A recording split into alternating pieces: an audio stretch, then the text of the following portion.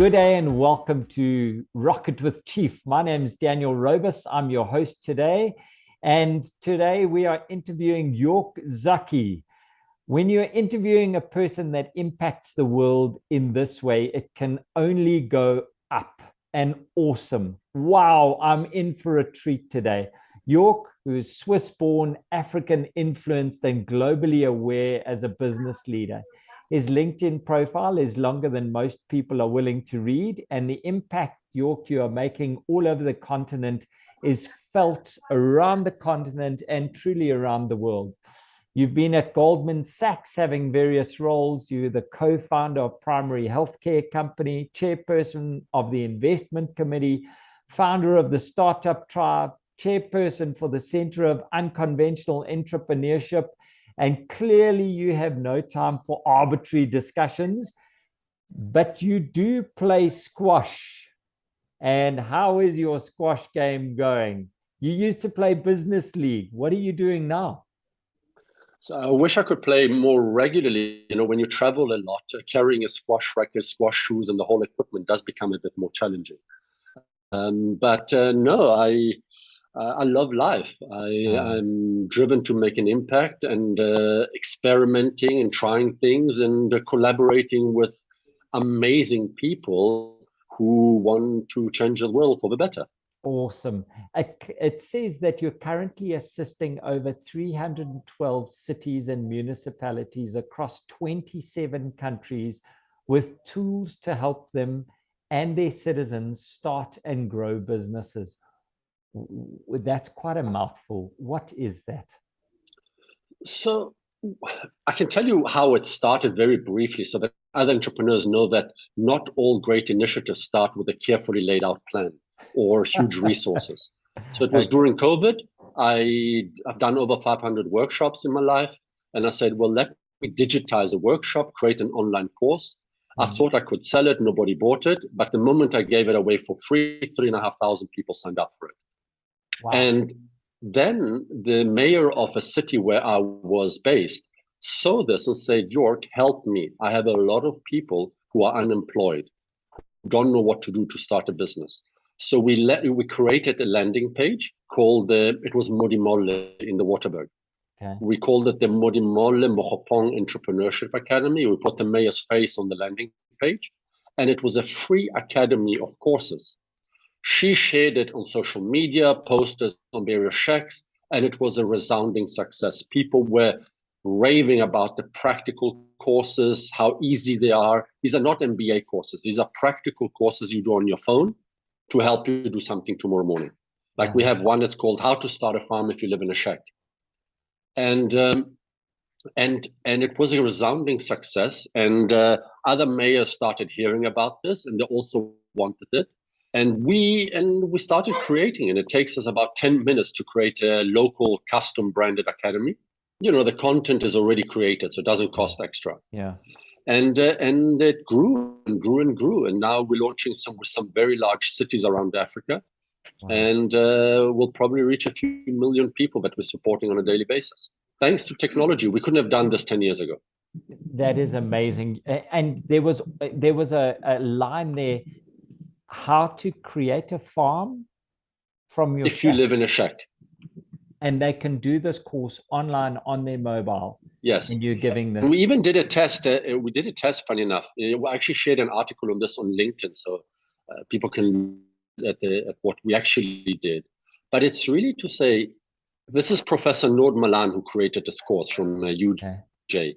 And he shows people who have no money, who live in shacks, and I don't mean disrespectfully, but who don't have maybe a job, in a tiny plot of land, how to generate 200 euros or roughly 3,500 rand income from growing basic crops and selling them in the local community. So you're not creating a farm to get onboarded by the checkers and pick and pays of this world. Wow. You're creating a farm and packaging 2 tomatoes and corn and selling it in your street at the same price that the person would have maybe bought it at Checkers, but for a much higher convenience because they don't have to buy a big amount or they don't have to take the taxi. So my point here is 3,500 rand, if you have nothing, is a wonderful start. It doesn't make you rich, It won't make solve all your problems, but it's a good start. Now, York, I love your accent. I can hear that you were born somewhere else. Why do you love Africa? Why is that passion for Africa there? So I mean, Africa is an enormous continent. So I struggle to generalize across the whole continent. But in my experience along a number of countries in Africa, especially South Africa, it's the humanity in the people. It's a tolerance they have for each other. Now, if you read the news, if you are very much on social media, you might get the feeling there's a lot of tension, anger, and so forth. But actually, I can just point out, just walk, when you're at a traffic light and there's somebody begging, you can have a wonderful conversation, even if you're driving a nice car. And it's a fun chit-chat, bantering. People are so warm-hearted and so kind and so willing to chat. They just are not empowered with the tools to improve their lives as quickly as one hopes. But it's the people. The sun shines right into people's hearts, and that you don't get in many more sort of places around the world where the sun doesn't shine as much. I like mic drop moments. The sun shines right into people's hearts is one of my moments for this episode. So, yeah, York, if I offered you 10 days holiday anywhere on the continent, where would it be and who would go with you? I would go into one of those Kontiki buses. Have you seen them? There are these four-wheel buses that go between countries. Yes. A 10-day trip across 3-4 countries. I would take with me a bunch of entrepreneurs. Okay. So let's say the bus can take 12 to 16 people. And just to create more trade links between countries and entrepreneurs, because the reality is nobody goes to business with their customers. Nobody goes to war with their customers, I mean. Yes. And so if we create more linkages between entrepreneurs in different countries, that's actually the precursor of the African the European Union's version of what is happening on the continent in Africa. Yeah. I had a question to ask you about the evolution of leadership across our continent. You're working in a number of areas. Where do you think we are now from a business perspective? You're talking about business leadership or political leadership? Yes. No, political leadership is not for me and this discussion. And really, it doesn't pay the bills for me. Where do you think we are doing from a business perspective in the area you play, almost on the SME side, the small to medium side? So I have some surprising answers for you, but I'd love to hear your view first, Daniel. What do you think? So I'm in an SME environment myself, but I'm almost in the formal sector. And I think I miss a lot of the excitement that's going on. But I've got a house and I've got car and I've had 20 years in this environment and I've only seen great things, great growth, great opportunity. And it just, for me, the continent is open for business. And I'm very positive about it. But that's... Well, I am seeing a change in leadership across both the political and the business spectrum, where more businesses are starting to be under pressure. The business leaders are starting to be under pressure, and sometimes it takes self-initiative to do the right thing, or sometimes just be seen to do the right thing, which of course has an indirect impact.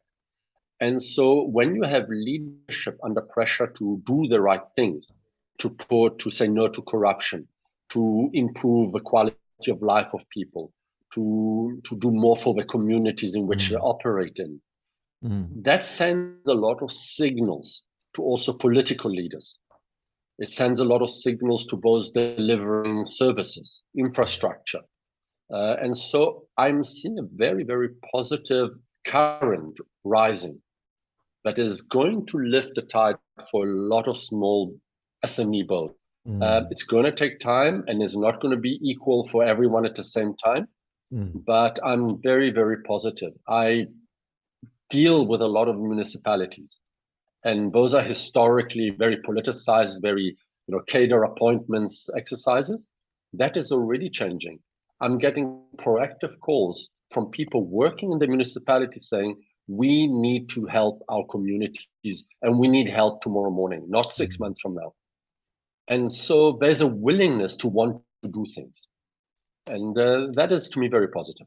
Sure. You open it when you say the municipalities, and you were talking about the municipality where you started working, and my heart breaks from a South African perspective when I drive through these smaller municipalities, which were places to go to that were so beautiful and so wonderful, and they were built for 10% of our population. So there's an inherent evil that they were built for. But now you go there and there's sewage running through the streets and the potholes are so big you need a 4x4 to drive on the pavement. I hope your hope comes true, because when it comes to that, I do feel almost tired. When you think of Grahamstown and the fact that they're running out of water, I get tired of flying that flag sometimes, and I need someone like you to remind me that there's good leadership coming through. So I don't want to say that there aren't problems, and we've had, unfortunately, years under really incompetent and corrupt leadership, and that of course permeates across many spheres of life, and it's going to take time to change the role model, the aspirations, what people look up to. But if municipalities, and I sympathize with a lot of mayors, not that all of them are competent enough, but a lot of municipalities are not in power. First, they don't have a tax base. So if you have 70% in your municipality that is out of work, where are you going to find the resources and the incentives and the participation and the pressure? If somebody doesn't put you under pressure, you're not going to do it. Plus, you look at the Eskom debacle. A lot of municipalities until recently could not generate their own power. So they had to support the Eskom infrastructure out of rebates that Eskom would give them way later than they collected the money. So how do they finance that? So we're perpetually in a state of dire financial strain. So this uncoupling, allowing more municipalities to say and compete with each other, to say, hey, come to me because I have solar power. I have better roads. So when a small business starts, he or she, the entrepreneur, will start saying, Mr. Mayor, I like you. I like my family is here, but actually 50 kilometers away from here, they run the services like they should. I'm going to move there unless you start improving. So I think we're going to see that escalate much more. It's going to be difficult to measure it, but I'm positive on that side. Your lips to his ears. Come on, York. That'll be amazing. What is the status quo you reject, and why? When you say status quo, what do you mean? The accepted norm. This is the way things are done. So I think if there's one thing that I would advise anybody when they're speaking to themselves or to others, is to not worry too much how you're going to do something. So I'll give you a practical example. 10 years ago, who would have thought that the best-selling car in the world is an electric car, a Tesla? But then you might go, yeah, but if we develop electric cars, how are you going to recharge them? So well, just don't worry too much about it. And then the conversation comes, okay, now we have chargers everywhere or in many public spaces. Then the next question is, but the range isn't great enough. Well, right now in Italy, actually in Milan, just outside Milan, Fiat is testing a stretch of a highway where they're using induction charging on the highway to charge electric cars as they're driving. Now, wow. I could never have predicted that would have been possible. But the fact that we don't stop and say, well, you can't because the range isn't good enough, therefore we're never going to do it. Start and don't underestimate another entrepreneur's ability to come up with an idea to solve the next challenge. I love that. Thanks, York. That's really interesting. Now, you've got a passion for the youth. You've got a passion for the entrepreneurs. What's your message to these new entrants that are coming into the working world today, and especially on my continent, on the African continent? So first, forget about finding a job. So there are Well, no more say jobs. that again, big guy. Say it again, because I'm with you. Exactly. So I'd like to say that the future is entrepreneurship, but by that I don't necessarily mean everybody should become an entrepreneur. Not everybody has the aptitude, talent, gut feeling, but certainly you can work in an entrepreneurial setting. So if you're a young person and you are very good at organizing and coordinating things, go and find a small business that organizes events and start volunteering there and start getting a tiny job, get the experience, learn, expand. The future of work is around selling your specific expertise in solving a business problem. It's not about finding employment. So more and more companies, including small businesses, are going to hire York, are going to hire Tamar and whoever, not because I want to hire you and give you a salary, but because I have a specific issue I need to be solved. You talk about that on LinkedIn a lot, and you talk about volunteering services a lot. Tell me more about that. What does that mean? Well, I give stuff away for free. Well, I do appreciate that not everybody is in the position to pay for food or transport and get nothing in return to go to a working environment. But I'm saying, like, for example, when we started the startup tribe, I had the university students, amazing, Nabila and just Marielle and Mukhtar. They came on board and they did, and they really volunteered their time to learn how a startup works. And they did it on their free time in between courses. And so start getting engaged with businesses that you're interested in. Offer your time and say, York or Daniel, I see what you're doing. How can I get involved? Is there a way I have 2 hours free a week, or I have 6 hours free a week? It might be even that the entrepreneur says, listen, I can't pay you maximum money, but I certainly can find 200-300 rand a week to at least contribute to your basic costs.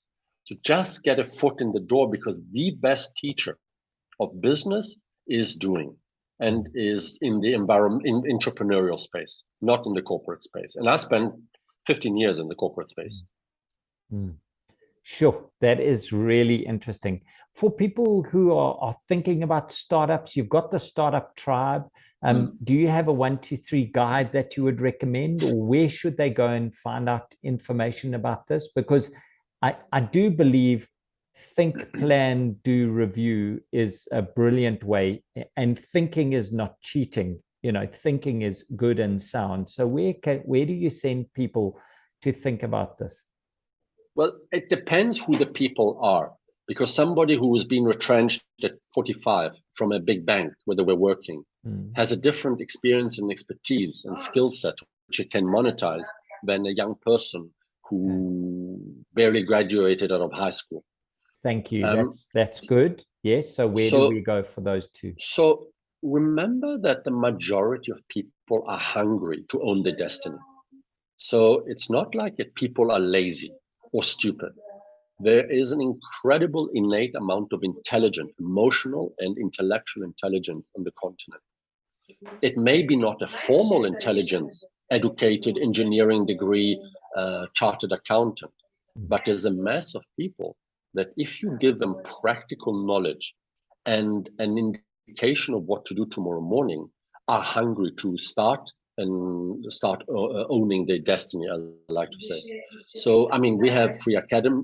Our academies are free, lots of free courses, but there's tons of stuff also on YouTube.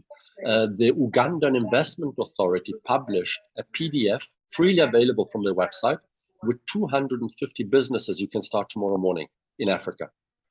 And it shows you what you need to buy. You want to grow watermelons, you want to grow tomatoes, you want to manufacture bricks, you want to do beekeeping, you want to do handbags, you want to do an Airbnb and a shacks. It's there. It's written how much you need, what you need, how the business works, how much to charge, what are your challenges, what to expect, what the revenue potential is. Where do we get that? The Ugandan? Ugandan Investment Authority, but I'll put a link on Twitter and my LinkedIn. But Thank my you. point here is the knowledge is out there. Nothing stops you from doing things. And if you're not sure what you want to do with your life, that's okay. But the only way to figure it out is to start doing something. Yes. And that doing something is the best teacher. You might say, I hate the thing that I'm doing now, but my God, I'm really learning about negotiation and pricing. Yes. Just do something. Just How do do you something. stay current? Are you a podcast person, a book person, a movie person? Yeah, so I'm definitely not a TV person, and No, definitely not a newspaper. So I like weekly periodicals, The Economist, Newsweeks, and so forth. I like podcasts. Now I can't stand Joe Rogan, but he's really good. So, but that's so I like things that get me thinking. Okay. I do stay current in terms of I have a pulse of what's happening, but I'm also more towards trends. For example, there is a company called TechCrunch, and it's the coolest thing. They look at trends around the world, and every quarter they publish positive trends around the world that most people don't see. So my optimism for the world is based on factual trends around things improving around Africa and the world. It's astounding how much good things are happening, and yet because we focus on the bad things. What is the one good thing that you'd like to highlight that's coming out of Africa right now? If you had to choose one and you think, sheesh, that is just kick ass.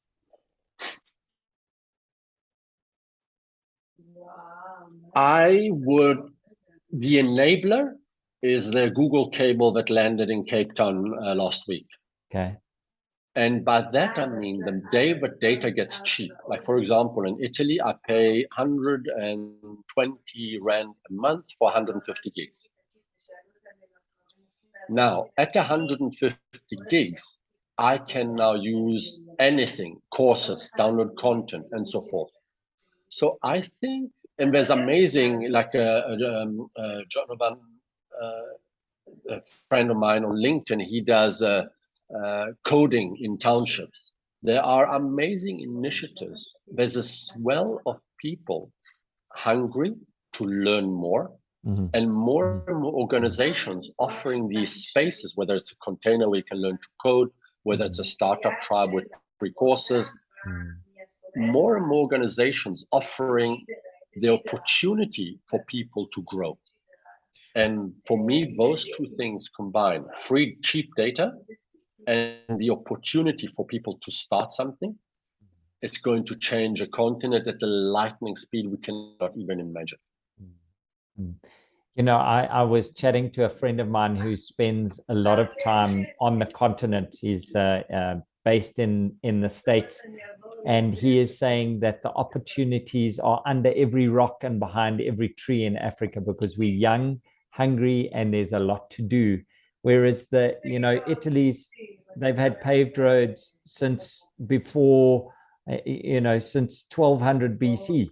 So they've already done everything. Whereas Africa, Daniel, we are working so much.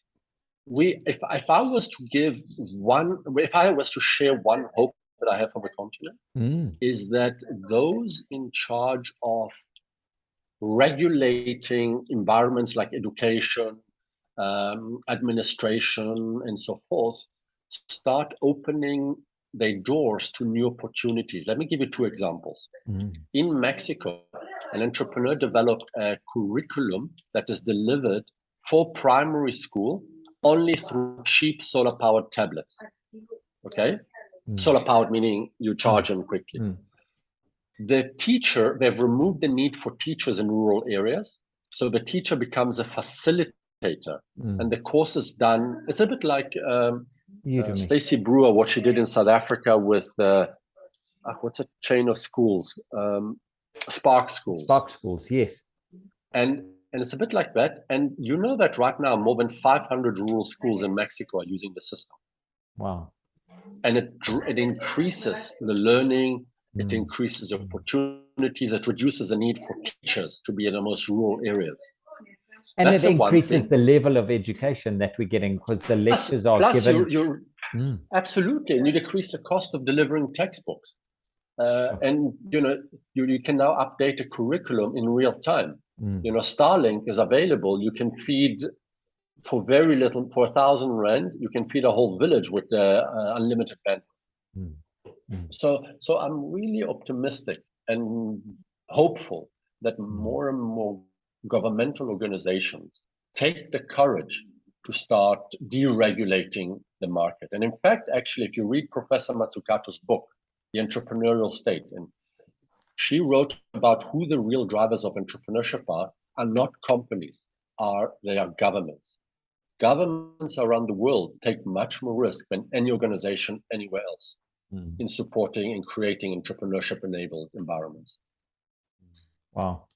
So would that be the one big problem that you would solve for Africa? If there was a big problem that you could solve, would it be deregulation? Look, I'm also cautious that we will make mistakes when we deregulate things. Some people will take advantage, some things will fall through. Let me give you a practical example of what Dubai did. Dubai was looking for a citizenship reporting app, so that if a citizen found a pothole or they have something to report or complain, they can report through an app. Instead of giving the mandate to one app, they gave it to 3 different competing companies. And the citizens decide which app is the best one. In Israel, the public healthcare system is delivered through private service providers. And you can switch between the different providers if you're not happy with the service. And the government gives the biggest chunk of money to whoever has the most users. And so now you get private healthcare companies competing for a chunk of the government revenue associated with delivering primary healthcare. So regulate the private sector in the sense of what you can and cannot do, but bring competition in. And I think that's really happening already on the continent, and it's going to accelerate substantially, especially as the borders between countries in Africa fall away. Wow. Now, you travel around a lot. I'm going to go away from your clients into yourself and your businesses. And I've been fascinated watching your journey as you've grown. What is the go-to tech stack that you carry with you wherever you go to run your business? What do you mean by tech stack? So the applications that you use or the devices that you can't do without. So I'm generally okay. So the direct answers. I use Asana and Google Works. So the whole Google suite, yes, and LinkedIn. So those 3 things. But here I want to caution something. Most people download a lot of apps. It doesn't matter whether it's Evernote, whether it's Asana, whether it's Google Tasks, whether it's email or WhatsApp, and don't spend enough time understanding how to use a tool properly. Okay. So it's an old joke. A friend of mine once said, York, asked me, how do you increase productivity by 20%? And I said, learn to type 20% faster. and go. But think about it. How many apps we don't properly use? We have them and we use them superficially. Rather go on YouTube. If you download Evernote, go on YouTube. There's a wonderful guy who invented the Get Things Done, GTD, David Allen. He has guides that cost, I think, $10, which show you how to use any tool out there to increase your productivity substantially. And so I just say, invest more time in learning how to use what you have already. Don't constantly find another app. Learn. If you bring processes and systems to your life quality and productivity will increase tenfold. I love that. That is such solid advice. So if I can repeat back to you what I heard, is that the technology is not as important as that it fits in your business and your need and your style, then use it properly. Get and become an expert on what you are using, because that'll increase your productivity. That is seriously good advice. Thank you. The last couple of years has been very tumultuous from a business perspective. If I had to interview an old client of yours, what would they say about your leadership style? What leadership? Um, uh, I screwed up a few businesses.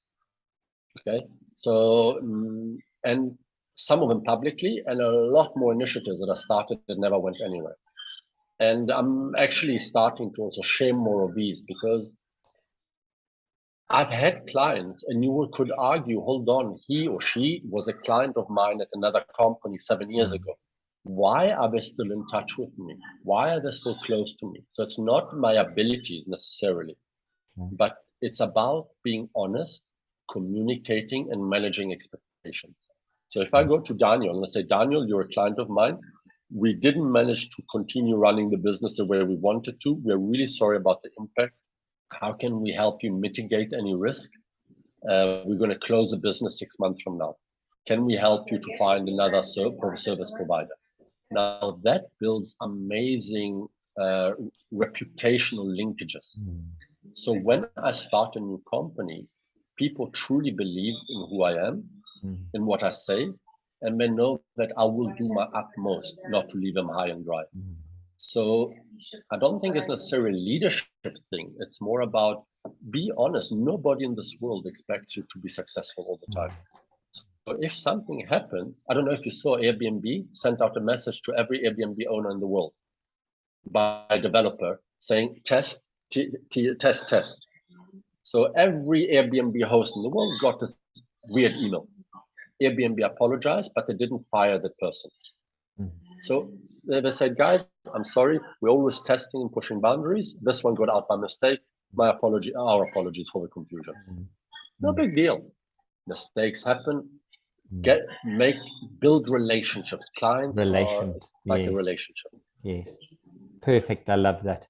I've got two more questions. You've been so gracious giving us time while you're in Italy. I appreciate it. We're always moving forward and evolving. Who is your role model? And if you had dinner with them, where would you take them for dinner?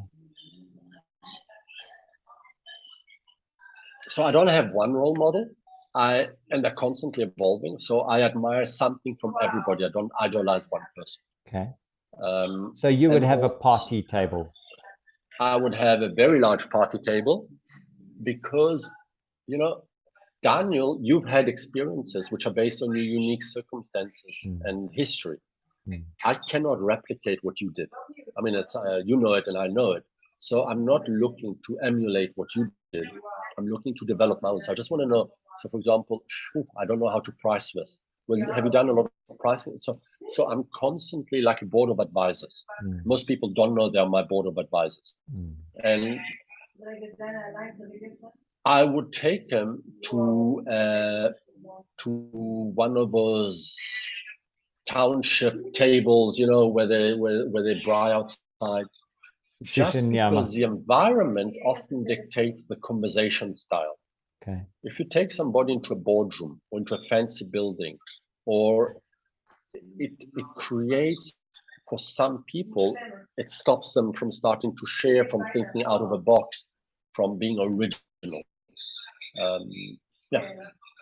Okay, I still don't accept that you haven't given me 3 names of people that you really admire and respect and you would love to have dinner with, but that's okay. I'll get you for that. Yeah, go. I would probably bring people like you to the table who work with SMEs. Okay. And the reason, and to try and coordinate better what all these intermediaries that you and I are, enablers, and to say, let's forget about waiting for government or big companies to do something. Let's create a website where we put every single useful resource that is out there so that every entrepreneur can get access to it. And Sure. so I would just bring more of us together. I love so that we That's don't duplicate or replicate the wheel. Now, York, you've got lots of evolving opportunities. You've got this brilliant scale up with the Startup Tribe. I'm assuming the best place to get hold of you is LinkedIn. Well, if you need to get hold of me, but I don't know why you would want to get hold of me. I think the easiest is go to the startuptribe.org, and there's all the free courses. Brilliant. So for anyone listening, it's a really good resource. Please make use of it. So my last question before I let you wrap up, York, is what question do you wish I'd asked you?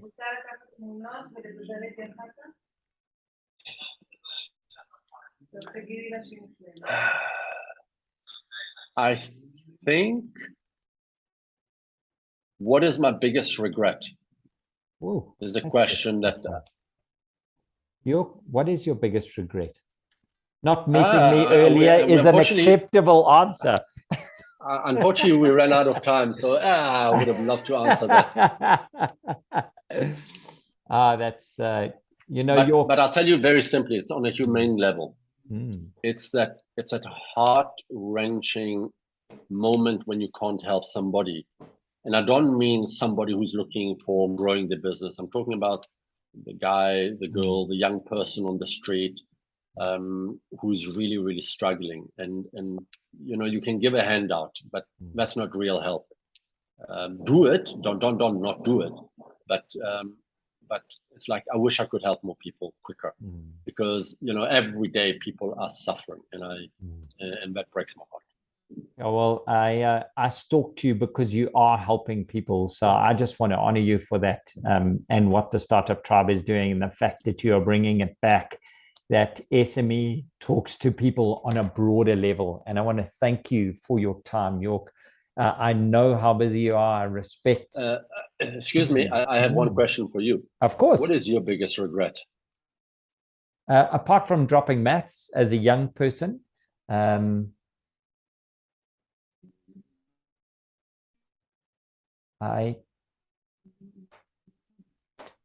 I don't think I have any, York. I've lived an amazingly blessed life. But maybe over a glass of wine, I will. And what advice then, having lived an amazingly blessed life, what advice would you give to a young person entering this modern world? Step forward for every challenge. Volunteer between 20 and 30. Take every opportunity. Step forward, step forward, step forward, step forward. What I mean by step forward, step forward, step forward is the more you volunteer, the more experiences come that you never thought. Who yes. would have thought that I would have got to be a business owner by small decisions that took me down a road where people said to me, you have a skill that you can help us. Who would have thought that I traveled South America as much as we did, just because we volunteered and gave time and got to know people and that. So yes, that's my thing. So I love it, and I second that fully. Okay. So from me, York, I want to again thank you and your wife. I know you're in Italy. I know you've got a busy schedule. I want to thank you, and I want to make a promise of buying you a glass of wine when you are back in my city, the greatest city in the world. Coffee. I don't drink alcohol, so coffee definitely. I will get you the best cup of coffee in Joburg when you are back here. Awesome. And from me, Daniel, the host of Rocket, I want to send you forth to remind people that Africa is a good place to invest in. Please bring the investment while you are doing these things. And I really look forward to seeing you in person and shaking your hand. From me to you, go forth and be amazing. Daniel, thank you for your interest, your time, and the wonderful chat. Thank you, sir. Bye-bye.